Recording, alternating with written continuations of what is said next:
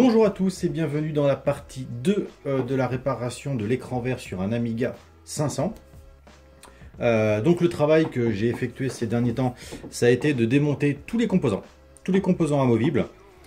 J'ai démonté un de mes Amiga 500 Plus fonctionnels et j'en ai profité pour tester chacun de mes composants. Donc j'en ai testé un gros stock. Là c'est que des Denise, des Pola, des Gary, des CIA, ODD et Even. J'ai testé tous les composants donc, de cette carte, j'ai testé toute ma réserve de processeur 68000, tous mes Agnus et mes FAT-Agnus. Donc je sais que tous les composants qui sont étiquetés là sont en bon état. J'en ai quand même 3 ou 4 là, qui étaient morts, dont un 68000. Je pensais pas que ça pouvait cramer, mais j'ai un 68000 HS, un Gary, une Denise et un CIA. Donc bref, maintenant que tous les composants sont testés et fonctionnels, on va les retirer de la liste des sujets d'erreur. Et ce que j'ai fait, c'est que je vous ai écouté. J'avoue que j'ai eu pas mal de commentaires très pertinents et qui m'ont vraiment motivé à le faire, parce qu'au début, j'étais pas trop chaud.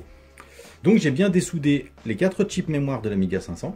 Je les ai montés sur support et j'ai utilisé des chips mémoire qui normalement sont fonctionnels. Alors, histoire de mettre un petit peu de bonus, je n'ai pas encore testé. Je suis très confiant, mais je n'ai pas encore testé. Alors, on met sous tension. Déjà, la LED Power s'allume fort. Détection du lecteur de disquette. Écran blanc. Et la ROM est là.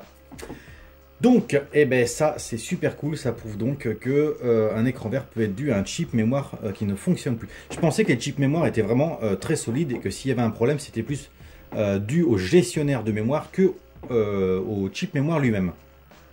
Donc là, cette carte est sauvée.